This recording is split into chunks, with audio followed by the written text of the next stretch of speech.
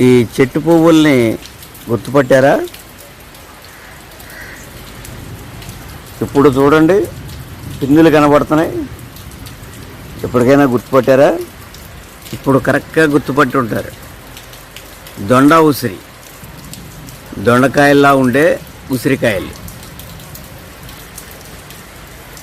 మొన్న ఫిబ్రవరి మార్చి నెలలో గుత్తులు కింద కాసాయి.